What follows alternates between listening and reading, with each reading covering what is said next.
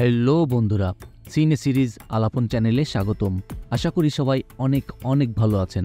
তো গত ভিডিওতে আমরা অল অফ আস আর ডেডের সিজন 1-এর 8ম এপিসোডের এক্সপ্লেনেশন করেছিলাম। আজ আমি 9ম এপিসোড আপনাদের জন্য এক্সপ্লেনেশন করব। তো যারা এখনও আগের এপিসোডগুলো দেখেননি তারা এখনই ডেসক্রিপশনে থাকা লিঙ্কে গিয়ে দেখে নিতে পারেন।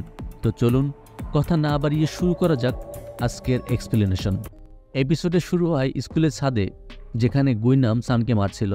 সেখানে সানের সাথে থাকা সবাই গুইনামকে বাধা দেওয়ার চেষ্টা করছিল, কিন্তু গুইনাম ওখানে কাউকে মারতে চাইছিল না। সে শুধু সানকে মেরে তার প্রতিশোধ নিতে চাইছিল, কিন্তু অন্যরা এমন না করে গুইনামকে মারতে গিয়েও ব্যর্থ হয়, কারণ সে এখানে অনেক বেশি শক্তিশালী ছিল। তাই এখানে নামরা ক্ষিপ্র হয়ে গুইনামকে মারতে যায়, আর তখন তাদের দুজনের মধ্যে বেশ মারামারি হয়।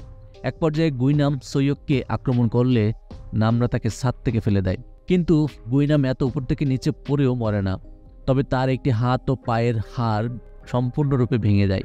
এরপর দৃশ্য পরিবর্তন হলে দেখানো হয় আর্মি ক্যাম্প, যেখানে সেই ছাদে থাকা ছেলেটিকে দেখতে পাই, যাকে সৈন্যরা উদ্ধার করে নিয়ে এসেছিল ছাদ থেকে। সেখানে আমরা সেই সৈন্যটাকেও দেখতে পাই, যে কিনা জম্বি হয়ে গিয়েছিল, আর তার উপর এখন এক্সপেরিমেন্ট করা হচ্ছে। তখন সেখানে একজন জানায় তারা এই ভাইরাস সম্পর্কে তেমন কিছুই জানতে পারছে না, কারণ ভাইরাসটি নিজের ফর্ম প্রতিনিয়ত বদলাচ্ছে। আর আরেকজন অফিসার খবর দেয় যে আমরা যে ডিটেকটিভকে এখানে নিয়ে এসেছি সে ওই ভাইরাস সম্পর্কে অনেক কিছু জানে। ডিটেকটিভ তাদেরকে জানায় এই ভাইরাস মিস্টার লি তৈরি করেছিল, যে কিনা ওই স্কুলের সায়েন্স টিচার। আর এই ভাইরাসের ডিটেলস তার ল্যাপটপে আছে, যেটা কিনা স্কুলের সায়েন্স ল্যাবে রয়েছে। তাই জেনারেল দেরি না করে ওই স্কুলে একটা স্পেশাল টিম পাঠানোর নির্দেশ দেয়। এরপর ছাদ থেকে উদ্ধার হওয়া সেই ছেলেটাকে আবার দেখানো হয়। ছেলেটি ওখানে একই ক্যাম্পে হিউনজিকে দেখতে পায়। ছেলেটা তাকে দেখে খুবই খুশি হয় এবং তাকে সরি বলে, আর তার সাথে কথা বলার চেষ্টা করে, কিন্তু হিউনজি তাকে স্বার্থপর বলে, কারণ ছাদ থেকে নামার সময় সে তাকে কোনোভাবেই হেল্প করেনি। হিউনজি তাকে বলে তার খিদে পেয়েছে। তখন ছেলেটি সৈন্যদের কাছ থেকে পাওয়া খাবারটি তাকে দিতে চায়, কিন্তু হিউনজি তা খেতে চায় না, বরং সে তাকেই খাবে বলে বলছিল। আর এটা শুনে ছেলেটা ভয় পেয়ে যায়, কারণ এখানে হিউনজির কথাবার্তা সম্পূর্ণরূপে চেঞ্জ হয়ে গেছে। সে আগে যেমন ছিল তেমনটা একদমই নেই। তারপর দৃশ্য পরিবর্তন হলে দেখা যায় স্কুলের ছাদে সবাই বসে গল্প করছিল। হঠাৎ নামরা কিছু আসার আওয়াজ পায়। তখন সান দেখে একটা হেলিকপ্টার এদিকেই আসছে। সান এবং বাকিরা হেলিকপ্টারটা দেখে অনেক খুশি হয়ে যায়, কারণ ফাইনালি তারা বেঁচে ফেরার স্বপ্ন দেখছিল, আর সেটাকে ডাকতে থাকে। আর হেলিকপ্টারটা ছাদের ওখানে আসে, আর সৈন্যরা স্টুডেন্টদের বডি টেম্পারেচার চেক করে। আর এই মুহূর্তে সৈয়দ নামরার কথা ভেবে চিন্তিত হয়ে পড়ে, যেহেতু নামরা ওই ভাইরাস দ্বারা আক্রান্ত ছিল, আর সৈন্যরা যদি বুঝতে পারে তাহলে হয়তো তাকে মেরে ফেলতে পারে। কিন্তু নামরা শরীরের তাপমাত্রা কম হওয়ায় তাকে অসুস্থ ভাবতে শুরু করে এবং কোনো সন্দেহ করে না। আর এই সব কিছু জেনারেল ক্যাম্পে বসে দেখছিল, কারণ সব সৈন্যগুলোর হেলমেটে ক্যামেরা লাগানো ছিল। এরপর একজন সৈন্য সেখানে দাঁড়ায়, আর বাকি 3জন নিচে যায় ল্যাপটপ খুঁজতে, আর তাদেরকে এখানে অপেক্ষা করতে বলে। ওদিকে অ্যাথলেটিক মেয়ে জাংহারি, মিজিন সহ বাকি 4জন হেলিকপ্টারটিকে দেখতে পায়। তাই তারা যেভাবে হোক ছাদে পৌঁছানোর চিন্তা করে, যাতে সৈন্যরা তাদেরকেও উদ্ধার করতে পারে। আর এইদিকে সৈন্যরা নিচে গিয়ে জম্বিগুলোকে গুলি করতে শুরু করে, আর গুলির শব্দে গুইনাম অন্য একটা রুমে লুকিয়ে পড়ে। তো ফাইনালি তারা ল্যাপটপটা পেয়ে যায়, আর সেটা নিয়ে উপরে চলে আসে এবং একে একে সব স্টুডেন্টদেরকে হেলিকপ্টারে উঠাতে শুরু করে। এইদিকে ক্যাম্পে জেনারেলকে একজন অফিসার এসে বলে ক্যাম্পে একটা বড় প্রবলেম হয়ে গেছে।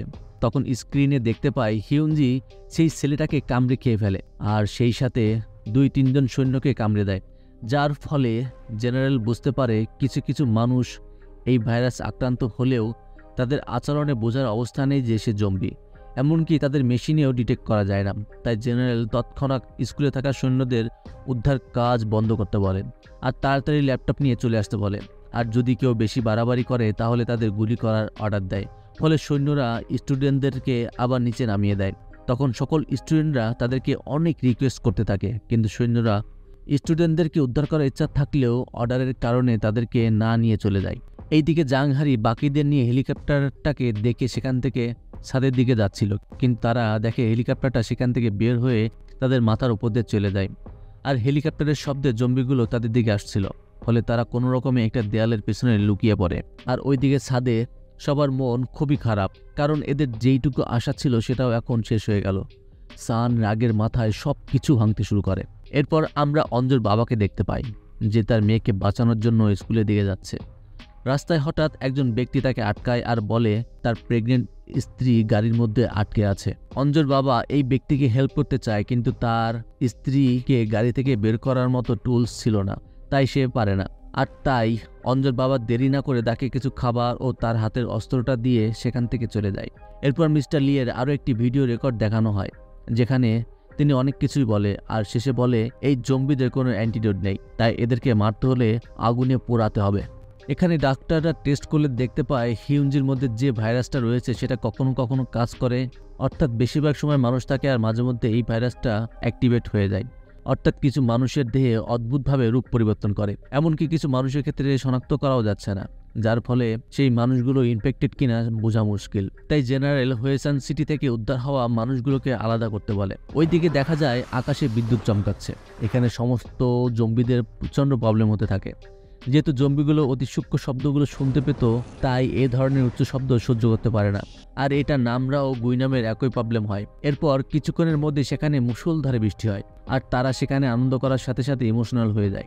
নামরারও যেহেতু এই সমস্যা হচ্ছিল, তাই সান বুঝতে পারে জম্বিদের এই উচ্চ আওয়াজে সমস্যা হচ্ছে। তখন সানের মাথায় একটা আইডিয়া আসে।